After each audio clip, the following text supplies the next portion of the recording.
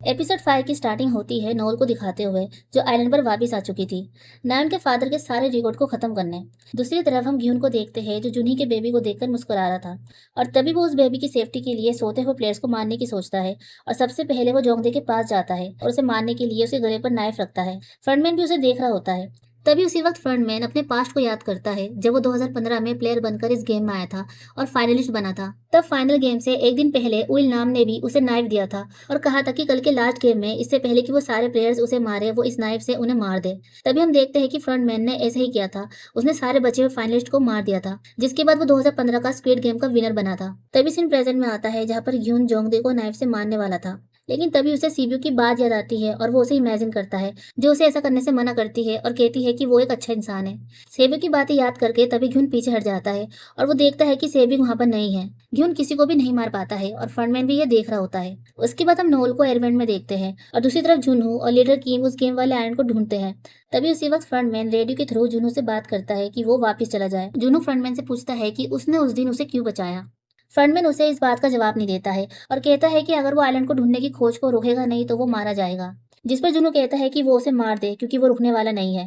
दूसरी तरफ अनाउंसमेंट होती है और फाइनल गेम के लिए सारे प्लेयर्स को उठाया जाता है और उन्हें गेम हॉल में बुलाया जाता है। दूसरी तरफ नोल एयरवेंट से होते हुए मास ऑफिसर के कमरे में जाती है जो नहा रहा होता है। नोल नायन के फादर के सारे रिकॉर्ड को डिलीट करने के लिए जाती है, लेकिन तभी मास ऑफिसर बाहर आता है और नोल छुप जाती है। जिसके बाद नोल मास ऑफिसर को गन पॉइंट पर रखकर उसे प्लेयर नंबर 246 यानी नायन के फादर के सारे रिकॉर्ड को डिलीट करने को कहती है। जिसके बाद मास ऑफिसर नायन के फादर की सारी रिकॉर्ड फाइल्स को डिलीट कर देता है। तभी नोल मास ऑफिसर से कहती है कि उसके ब्रेन से भी उसे सारे रिकॉर्ड को डिलीट करना होगा और ये कहकर नोल मास ऑफिसर को शूट करके मारने वाली होती है कि तभी मास ऑफिसर बताता है कि एक दूसरी जगह पर भी वो लोग हार्ड कॉपी रखते हैं जहाँ पर प्लेयर नंबर 246 का भी रिकॉर्ड है और उसे वो भी डिस्ट्रॉय करनी होगी। नोल पूछती है कि वो फाइल कहाँ रखी है, जिस पर मास ऑफिसर कहता है कि वो फाइल टॉप फ्लोर यानी फ्रंटमैन के कमरे में रखी है और टॉप फ्लोर का एक्सेस फ्रंटमैन और वो है। दूसरी तरफ सारे प्लेयर्स एक गेम हॉल में आते हैं जहाँ पर 3 शेप के ब्लॉक्स थे, सर्कल, ट्रायंगल और स्क्वायर, और ऊपर की तरफ हम सारे वीआईपीज को देखते हैं जो उन्हें देखकर एंजॉय कर रहे थे। सारे प्लेयर्स एक एलिवेटर में बैठकर ऊपर आ जाते हैं, जिसके बाद उन्हें फाइनल गेम का नाम बताया जाता है जो होता है स्काई स्क्विड गेम। इस गेम में 3 राउंड्स है और वो अभी स्क्वायर वाले टावर पर है जहाँ से गेम स्टार्ट होगा और उन्हें हर राउंड में एटलीस्ट 1 प्लेयर को तो एलिमिनेट करना होगा और अगर वो लोग हर शेप के टावर पर एक से ज्यादा प्लेयर को भी एलिमिनेट करना चाहे तो वो कर सकते हैं। अब बचे प्लेयर्स आगे ट्रायंगल वाले टावर की तरफ आ जाएंगे और ट्रायंगल टावर पर भी उन्हें एक या फिर उससे ज्यादा प्लेयर को एलिमिनेट करना है और तभी वो लोग सर्कल वाले टावर पर जाएंगे थर्ड राउंड के लिए और फाइनल राउंड में भी उन्हें एक प्लेयर को एलिमिनेट करना है और अगर वो चाहे तो उससे ज्यादा भी कर सकते हैं। जिसके बाद सर्कल टावर पर जितने प्लेयर बचे होंगे वही फाइनल गेम के विनर होंगे और हर शेप के टावर पर उन्हें एक टाइम दिया जाएगा और अगर दिए हुए टाइम पर उन्होंने अगर एक भी प्लेयर को नहीं गिराया तो टावर पर मौजूद सारे प्लेयर्स एलिमिनेट हो जाएंगे, यानी कि वो सब मारे जाएंगे। तभी दूसरी तरफ नोल गन पॉइंट पर मास ऑफिसर को रखकर एलिवेटर में आती है। ऊपर जाने के लिए मास ऑफिसर का मास स्कैन किया जाता है, जिसके बाद फ्रंटमैन के रूम में जाने के लिए मास ऑफिसर फर्स्ट फ्लोर पर क्लिक करता है और तभी अचानक से वो नोल पर अटैक कर देता है, जिसके बाद उनके बीच में फाइट शुरू हो जाती है। उसी बीच एलिवेटर फ्रंटमैन के कमरे में आ जाता है और वो दोनों फाइट करते करते अंदर आ जाते हैं।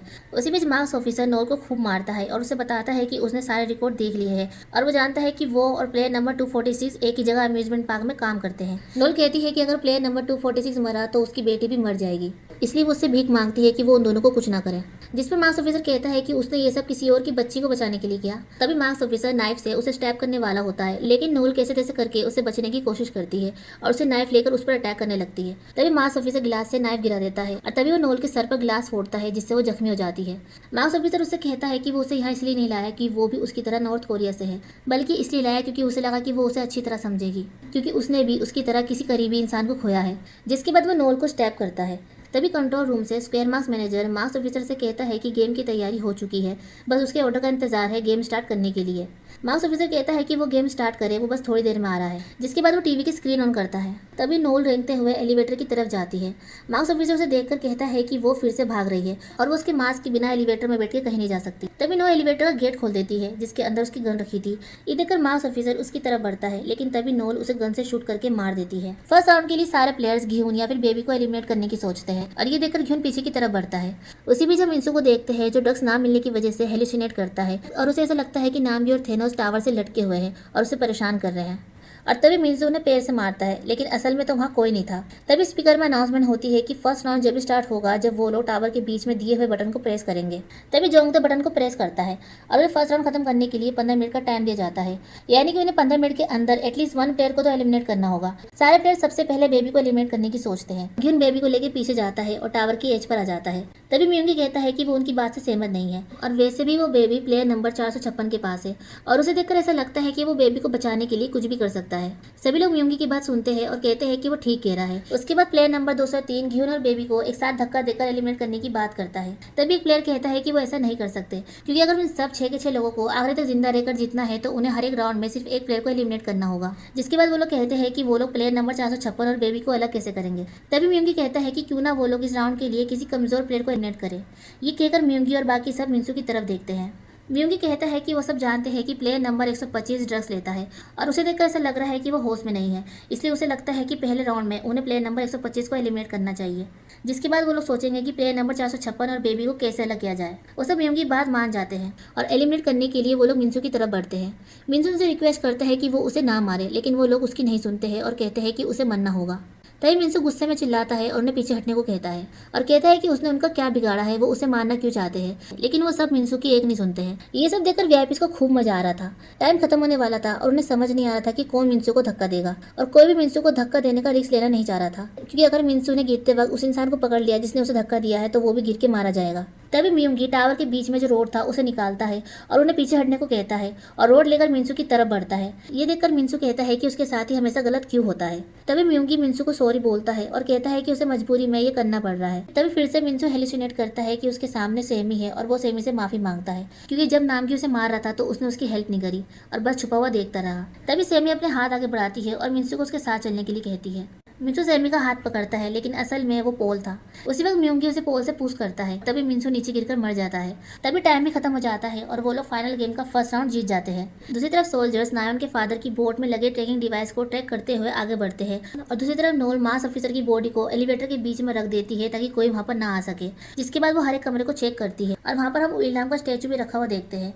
जिसके बाद वो एक रूम में लगे दरवाजे के लॉक को तोड़कर अंदर घुसती है, जहाँ उसे वो कमरा मिलता है जिसमें स्क्विड गेम की आज तक हुई हर एक गेम की, प्लेयर की और हर एक चीज की इन्फॉर्मेशन रखी हुई थी। दूसरी तरफ नेस्ट ट्रायंगल टावर पर जाने के लिए एक छोटा सा ब्रिज निकलता है, जिस पर चढ़कर वो सब एक एक करके आगे बढ़ते हैं और ट्रायंगल टावर पर आते हैं। जिसके बाद वो ब्रिज वापस अंदर चला जाता है। तभी उन्हें सेकंड राउंड के लिए फिर से बीच में दिए हुए बटन को प्रेस करना था।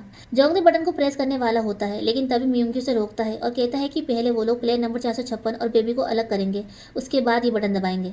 वो सब मिलकर इस बार 222 यानी बेबी को एलिमिनेट करने को कहते हैं और बेबी की तरफ बढ़ते हैं। वो सब बहला फुसलाकर घ्यून को बेबी को छोड़ने के लिए कहते हैं और घ्यून से कहते हैं कि उसे कुछ नहीं करना है, वो बस इस बेबी को इस पोल में लटका दे। जिसके बाद वो बेबी को उसकी सही जगह पर पहुंचा देंगे, लेकिन घ्यून उनकी नहीं सुनता है। तभी प्लेयर नंबर 203 बटन को प्रेस करके सेकंड राउंड स्टार्ट करता है और घ्यून से कहता है कि अगर वो बेबी को नहीं दे रहा है तो वो उन दोनों को धक्का दे देगा। जिसके बाद प्लेयर नंबर 353 घ्यून और बेबी को धक्का देने के लिए आगे बढ़ता है। तभी घ्यून उससे कहता है कि अगर वो उसे धक्का देना चाहता है तो दे दे, लेकिन वो ये याद रखे कि अगले राउंड में वो लोग उसे भी एलिमिनेट कर सकते हैं। ये सुनकर वो प्लेयर पीछे हट जाता है और कहता है कि उन्हें उन दोनों को पहले अलग करना होगा, क्योंकि अगर उन्होंने उन दोनों को एलिमिनेट कर दिया तो नेक्स्ट राउंड में उनमें से किसी एक को एलिमिनेट होना होगा। तभी म्यूंगी कहता है कि उसके पास एक आइडिया है। दूसरी तरफ नोल 2024 के स्क्विड गेम प्लेयर्स की लिस्ट ढूंढती है, जिसमें सारे प्लेयर्स के साथ नायन के फादर की डिटेल्स भी लिखी हुई थी। दूसरी ओर सोल्जर नायन के फादर की बोट पर फायरिंग करते हैं। नायन का फादर भी सोल्जर्स के ऊपर शूट करता है और एक सोल्जर को मार भी देता है, जिसके बाद उसकी गोली खत्म हो जाती है। और तभी सोल्जर नायन के फादर के पास आकर उसे शूट करने ही वाला होता है। तभी सामने से कोई उन पर फायरिंग करके उन्हें मार देता है। तभी हम देखते हैं कि वहाँ पर जुनू है। उसके बाद सीन फिर से प्लेयर्स पर दिखाया जाता है, जो रॉक पेपर सीजर खेलकर डिसाइड करते हैं कि कौन बेबी और घ्यून को अलग करेगा। रॉक पेपर सीजर में प्लेयर नंबर 336 हार जाता है। वो लोग एक दूसरे की जैकेट उतारकर एक रस्सी की तरह बांध लेते हैं, ताकि जब प्लेयर नंबर 336 घ्यून से बेबी को छीने तो वो नीचे न गिर जाए। तभी म्यूंगी उस प्लेयर से कहता है कि अगर वो बेबी और प्लेयर नंबर 456 को अलग नहीं कर पाया तो वो उन्हें अंदर की तरफ यानी सेंटर में खींच ले, ताकि वो लोग आसानी से बेबी को उससे अलग कर सके। जिसके बाद वो पोल से उसे धक्का देकर गिरा देगा। उसके बाद वो लोग घ्यून की तरफ बढ़ते हैं और घ्यून से कहते हैं कि उन सब ने मिलकर एक प्लान बनाया है कि वो सब पट्टे निकाल कर ये देखेंगे कि इस राउंड में और अगले फाइनल राउंड में कौन एलिमिनेट होगा। इसलिए जो भी प्लेयर सबसे छोटी पट्टी निकालेगा वो एलिमिनेट हो जाएगा। ये सुनकर घ्यून उनकी बात मान जाता है। वो लोग घ्यून को बहाने से बुलाते हैं और कहते हैं कि वो उन्हें आकर ज्वाइन करे ताकि वो साथ में मिलकर पट्टे निकाले, लेकिन घ्यून उन्हें मना करता है और कहता है कि उसे किसी पर भरोसा नहीं है, इसलिए वो पट्टे यहीं से चूज करेगा। वो सब घ्यून की बात मानने का नाटक करते हैं। तभी प्लेयर नंबर 336 घ्यून को पकड़ने जाता है और उसी वक्त घ्यून फ्रंटमैन का दिया हुआ नाइफ निकालता निकालता है। वो सब मिलकर घ्यून को खींचकर सेंटर में लाने की कोशिश करते हैं ताकि वो इजीली बेबी को उससे अलग कर सके, लेकिन तभी घ्यून नाइफ से उसके जैकेट को काट देता है, जिसके बाद प्लेयर नंबर 336 उसे छोड़ देता है।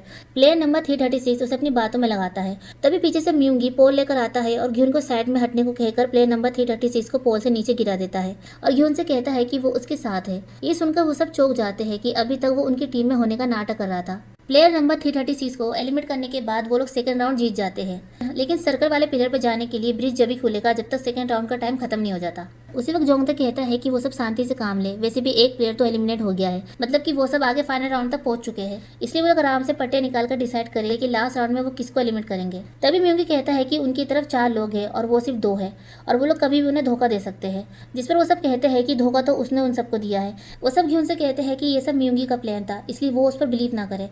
तभी म्यूंगी कहता है कि वो सिर्फ बेबी को बचाना चाहता था क्योंकि वो इस बेबी का फादर है। ये सुनकर घ्यून और बाकी सब चौंक जाते हैं। गेम में अलग अलग ट्यूज देखकर वीआईपीज़ को खूब मजा आता है। सारे प्लेयर्स को उसकी कई हुई बातों पर यकीन नहीं हो रहा था। तभी घ्यून म्यूंगी से पूछता है कि उसने इससे पहले कुछ क्यों नहीं कहा, जिस पर म्यूंगी कहता है कि वो जुनही और उनके बेबी के साथ यहाँ से जाना चाहता था, लेकिन उसने उस पर ट्रस्ट नहीं किया। तभी घ्यून को याद आता है कि जंप रोप गेम में उसने म्यूंगी और जुनी को कुछ कन्वर्सेशन करते हुए देखा था। तभी म्यूंगी घ्यून से कहता है कि वो उस पर यकीन करे।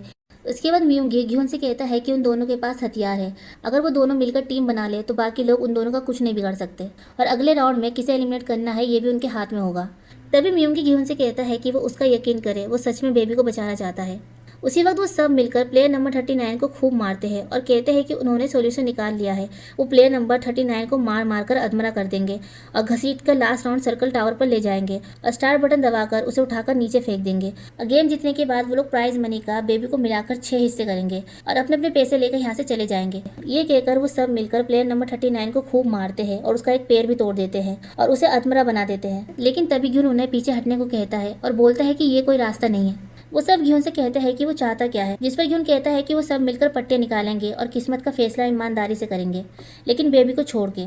घ्यून की बात सुनकर वो सब कहते हैं कि वो ये गेम आसानी से जीत सकते हैं, तो वो ऐसा क्यों कर रहा है, क्या उसका दिमाग खराब है। उसी वक्त एक प्लेयर घ्यून से नाइफ छीनने की कोशिश करता है, जिस वजह से बेबी उसके हाथ से साइड में गिर जाता है और एक प्लेयर म्यूंगी से पोल छीनता है। प्लेयर नंबर 39 घ्यून से नाइफ छीन लेता है और उस पर अटैक करता है और हाथापाई में नाइफ उस प्लेयर के पेट में घुस जाता है, जिसके बाद घ्यून पूरा नाइफ उसके अंदर घुसा देता है और उसे मार देता है, जिसके बाद घ्यून बेबी को उठा लेता है। म्यूंगी और उस प्लेयर नंबर 353 के बीच में लड़ाई होती है और इसी बीच म्यूंगी उस प्लेयर को लात मारकर नीचे गिरा देता है, जिसके बाद म्यूंगी जोंगदे की तरफ बढ़ता है। जोंगदे डरता है और कहता है कि उसने बहुत अच्छा किया, उन दोनों प्लेयर्स को तो पहले ही मर जाना चाहिए था। जोंगदे कहता है कि अब वो लोग प्लेयर नंबर 39 को बरी का बकरा बनाकर सर्कल टावर पर लेकर जाएंगे और उसे गिराकर फेंक देंगे, जिसके बाद बेबी को मिलाकर वो चारों जीत जाएंगे और हर एक को 11.4 बिलियन वोन मिलेंगे, जिसके बाद उन सबकी हैप्पी एंडिंग होगी।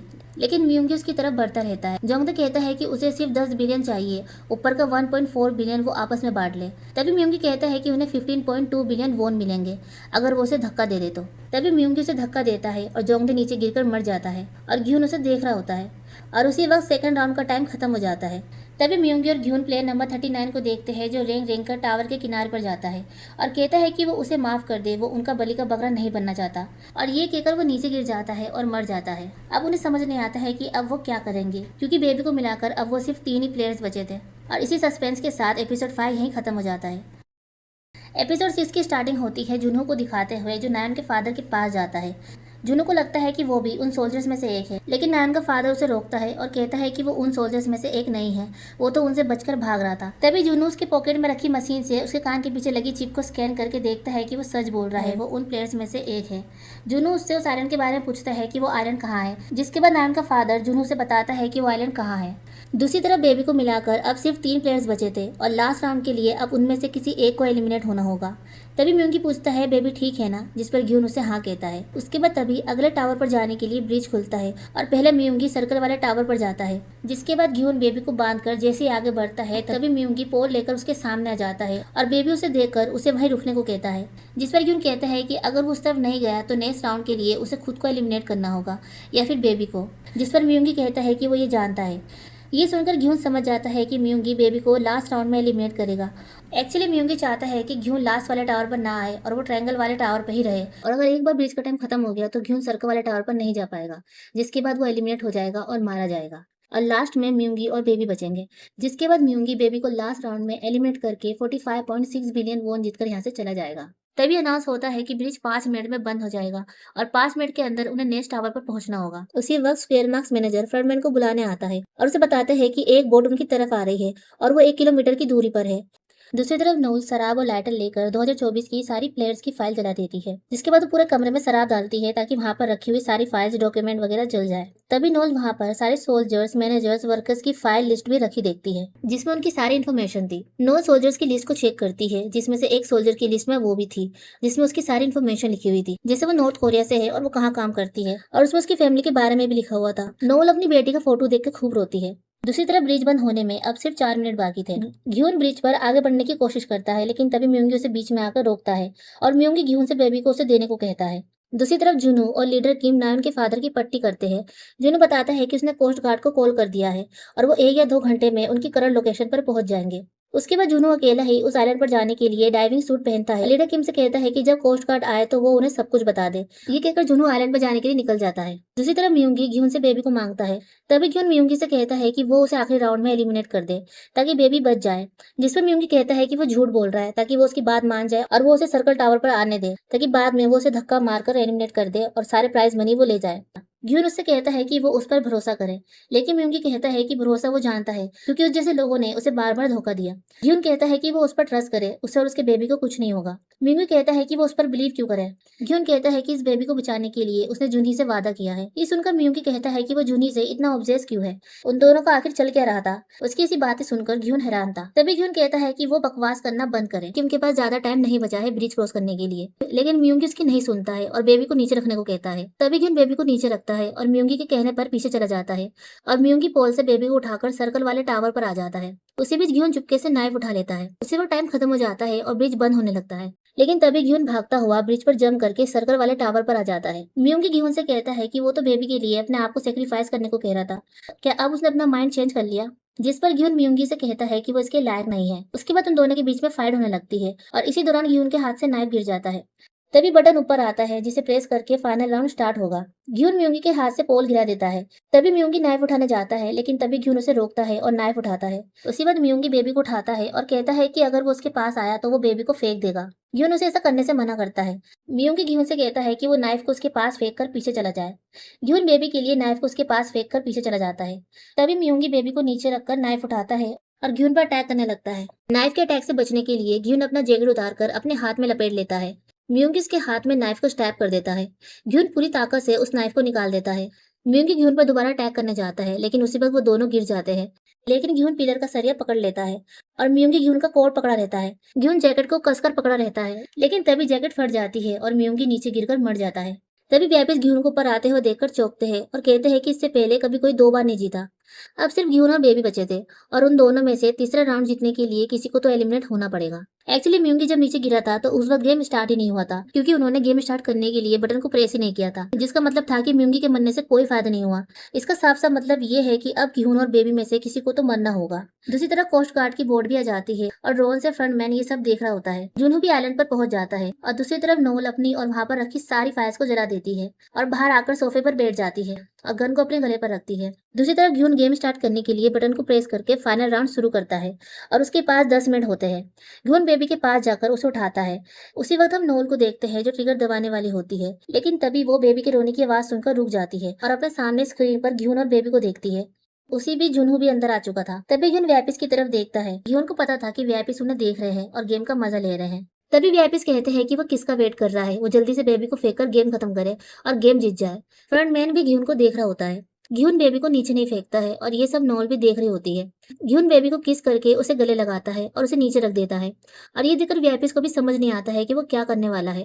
तभी ग्यून कहता है कि वो लोग रेस के घोड़े नहीं है, वो इंसान है। फ्रंटमैन उसकी बातों को सुनता है। ये कहकर ग्यून अपने आप को बेबी के लिए सेक्रीफाइस कर देता है और नीचे गिरकर मर जाता है। ये देखकर व्यापिस भी शौक में थे और ये गेम यहीं पर खत्म हो जाता है और प्लेयर नंबर 222 यानी जूनी की बेबी जीत जाती है। बेबी को देखकर नोल को हिम्मत मिलती है और वो अपनी जान नहीं लेती है। तभी स्क्वायर मार्क्स मैनेजर फ्रंटमैन से कहता है कि कोस्ट गार्ड की सीब आइलैंड की तरफ पहुंच रही है, जिस पर फ्रंटमैन कहता है कि वो निकलने की तैयारी करे। तभी वो सायरन बजाता है और अनाउंसमेंट होती है कि ये इमरजेंसी है, सभी स्टाफ इमीडिएटली इवैक्यूएशन पॉइंट पर आ जाए। उसी वक्त फ्रंटमैन एक बटन दबाकर बम का टाइमर स्टार्ट करता है, यानी 30 मिनट के बाद ही पूरी जगह बम से डिस्ट्रॉय हो जाएगी। बम का टाइमर देखकर जुनू जल्दी से आगे बढ़ता है। नोल मास्क ऑफिसर का मास्क पहनकर उसे स्कैन करके एलिवेटर में बैठकर वहां से चली जाती है। दूसरी तरफ फ्रंटमैन घ्यून की बॉडी के पास जाता है और मांस उतारकर उसे देखता है और वहां से चला जाता है। तभी जुनू सीक्रेट रास्ते से फ्रंटमैन के कमरे में पहुंचता है और स्क्रीन पर अपने बड़े भाई इन्हू यानी फ्रंटमैन को देखता है। ये देखकर वो उसे शूट करता है। तभी स्क्रीन टूट जाती है और उस स्क्रीन के पीछे रास्ता था। जुनू वहां से बाहर निकलता है। उसके बाद हम फ्रंटमैन को देखते हैं जो बेबी के पास आता है और उसी बाद हम जुनू को भी देखते हैं जो वीआईपीस की जगह पर भी आता है, लेकिन वीआईपीस वहां से जा चुके थे। तभी जुनू फ्रंटमैन को बेबी को उठाकर ले जाते हुए देखता है। उसी बाद जुनू शूट करके सामने का शीशा तोड़ता है और तभी फ्रंटमैन भी उसे देखता है। जुनू उस पर गन पॉइंट करता है लेकिन वो अपने भाई को मार नहीं पाता है, जिसके बाद फ्रंटमैन वहां से जाने लगता है। जुनू उसे आवाज लगाता है और पूछता है कि उसने ये क्यों किया, लेकिन फ्रंटमैन उसे कोई जवाब नहीं देता है और वहां से चला जाता है और जुनू भी कुछ नहीं कर पाता है। तभी सारे वीआईपीस एरोप्लेन में बैठकर और सारे स्टाफ यानी मैनेजर्स, सोल्जर्स, वर्कर्स और नोल भी सीट में बैठकर वहां से निकल जाते हैं। अब सिर्फ 30 सेकंड बाकी थे और हमें उस आइलैंड की हर एक जगह दिखाते हैं। तभी 10 सेकंड के काउंटडाउन के बाद वहां पर बम ब्लास्ट होता है। अब पूरा आइलैंड तबाह हो जाता है। जुनू भी वक्त पर अपनी जान बचाकर बाहर आता है और ये सब देख रहा होता है। तभी पीछे से कोस्ट गार्ड आ जाती है, जिसके आने का अब कोई फायदा नहीं था। तभी उसी वक्त सीन यहीं पर कट हो जाता है। उसके बाद हम एक आदमी को घ्यून की खरीदी हुई बिल्डिंग में आते हुए देखते हैं। वो आदमी घ्यून के कमरे का लॉक को शूट करके तोड़ देता है, जिसमें घ्यून की पहले की विनर प्राइज मनी रखी हुई थी। उसके बाद सीन 6 महीने के बाद का दिखाया जाता है, जहाँ अम्यूजमेंट पार्क में हम नोल को देखते हैं जो नायन के फादर से स्केच बनवा रही थी। नायन का फादर फिर से अपने काम पर लग गया था। तभी नायन का फादर उससे पूछता है कि उसे ऐसा लग रहा है कि वो उससे पहले मिल चुका है, जिस पर नायल उसे कहती है कि वो पहले यही काम करती थी, इसलिए उसे ऐसा लग रहा होगा। उसी वक्त नायन वहां पर आती है, जिसका कैंसर का इलाज हो चुका था। नोल उसे हेलो बोलती है और कहती है कि वो पहले से बेहतर लग रही है। नायन का फादर कहता है कि उसकी बेटी को कैसे जानती है, जिस पर नोल कहती है कि जब वो यहाँ काम करती थी तो उसने नायन की बीमारी के बारे में सुना था। नायन के फादर कहता है कि उसके दोस्त और बाकी लोगों की वजह से उसकी बेटी का ट्रीटमेंट जल्दी हो पाया। तभी नोल नायन को कैंडी देती है और कहती है कि उसे अपना अच्छे से ख्याल रखना होगा। उसके बाद नोल वहां से चली जाती है। तभी नोल को ब्रोकर का कॉल आता है और नोल से बताता है कि किसी ने उसकी बेटी को चाइना में देखा है। इस बात का अभी तक पक्का सबूत नहीं है, लेकिन जैसे उसने अपनी बेटी के बारे में बताया है, उस बच्ची से जो उन्होंने चाइना में देखी है उससे वो चीजें काफी मिलती जुलती है। तभी हम लोग कार में उसकी फैमिली फोटो को देखते हैं, जिसे उसे जलने से बचा लिया। दूसरी तरफ वुसुक 6 महीने के बाद जेल से बाहर निकलता है और उसे लेने जुनू और उसका फ्रेंड आता है। वुसुक अपने फ्रेंड से गुस्सा होता है क्योंकि अगर वो उस दिन सोया नहीं होता तो वो पुलिस वालों से पकड़ा नहीं जाता और उसे 6 साल की सजा नहीं होती। इन सब चीजों के लिए उसका फ्रेंड वुसुक से माफी मांगता है और वुसुक उसे माफ कर देता है। जुनू वुसुक से पूछता है कि क्या उसने सोचा कि अब उसे क्या करना है, जिस पर वुसुक कहता है कि उसकी पूरी जिंदगी दागची वाले आदमी को ढूंढने में निकल गई और ये सब खत्म होने के बाद उसे कुछ समझ नहीं आ रहा है कि वो क्या करे। जिसके बाद वुसुक जुनू से पूछता है कि उसने क्या सोचा, क्या वो वापस पुलिस में जाएगा, जिस पर जुनू कहता है कि उसे क्या लगता है कि इतना सब कुछ होने के बाद वो पुलिस में फिर से ज्वाइन करेगा। उसके बाद वुसुक जुनू से पूछता है कि क्या सच में घ्यून के होटल में घ्यून का एक भी पैसा नहीं था, जिस पर जुनू कहता है कि जब वो वहां पहुंचा तो वहां पर 1 रुपया भी नहीं था, कमरा पूरा खाली था और सीसीटीवी फुटेज भी गायब कर दी। उन्हें समझ नहीं आता है कि घ्यून के सारे पैसे कौन लेकर गया, क्योंकि उन दोनों के अलावा पैसे के बारे में सिर्फ घ्यून को पता था। तभी वसु कहता है कि कहीं इन सबके पीछे घ्यून ही तो नहीं, जिस पर जुनू कहता है कि उम्मीद है ऐसा ही हुआ हो। उसके बाद रात को जुनू अपने घर जाता है और तभी उसे वहां पर जूनी का बेबी मिलता है। बेबी के ऊपर एक कार्ड भी होता है जिसके अंदर लिखा होता है कि प्लेन नंबर 222 विनर है। ये देखकर जुनू शौक था। उसके अंदर एक क्रेडिट कार्ड भी होता है जिस पर उसका नाम यानी जुनू लिखा होता है। जुनू एटीएम में जाकर कार्ड को चेक करता है, तभी उसे 4 डिजिट के पिन एंटर करने थे। जुनू कार्ड को फिर से देखता है, जिसके बाद जुनू 0222 पिन नंबर एंटर करता है, जो बिल्कुल करेक्ट पिन होता है। तभी वो ये देखकर हैरान हो जाता है कि उस अकाउंट में 45.600 मिलियन वोन है। एक्चुअली फ्रंटमैन जूनी के बेबी को जुनू के पास छोड़कर चला जाता है और उसके विनर के सारे पैसे वो जुनू को दे देता है, ताकि वो बेबी की अच्छी केयर करे और उसे एक अच्छी परवरिश दे सके। उसके बाद हम ब्रोकर को देखते हैं जो सेब्यूक की माँ को नॉर्थ कोरिया से लाने में कामयाब हो जाता है। सेब्यूक की माँ अपनी बेटे को देखती है जो बड़ा हो चुका था और उसे देखकर वो बहुत खुश होती है। उसकी माँ उसे सॉरी बोलती है क्योंकि उसे आने में काफी साल लग गए, जिसके बाद वो अपने बेटे को गले लगाती है। उसी वक्त ब्रोकर एयरपोर्ट पर नोर को भी देखता है जो अपनी बेटी के लिए चाइना जा रही थी। ब्रोकर नोर को कॉल करता है और कहता है कि चाइना के एयरपोर्ट पर उसका एक आदमी उसे लेने आएगा, इसलिए उसे चिंता करने की जरूरत नहीं है और अगर उसे कोई जरूरत हो तो वो उसे कॉल करे और उसे उम्मीद है कि इस बार उसकी बेटी मिल जाएगी। उसके बाद हम वुसु को देखते हैं जो अपने दोस्त के साथ मिलकर घ्यून के होटल को रेनोवेट करके एक नया बिजनेस स्टार्ट करने को कहता है। उसके बाद scene Los Angeles United State का दिखाया जाता है, जहाँ पर हम फ्रंटमैन को देखते हैं जो घ्यून की बेटी के पास आया था। घ्यून की बेटी से पूछती है कि वो कौन है, जिस पर फ्रंटमैन कहता है कि वो घ्यून को पहचानता है और वो उसे वहाँ घ्यून का एक बॉक्स देने आया है।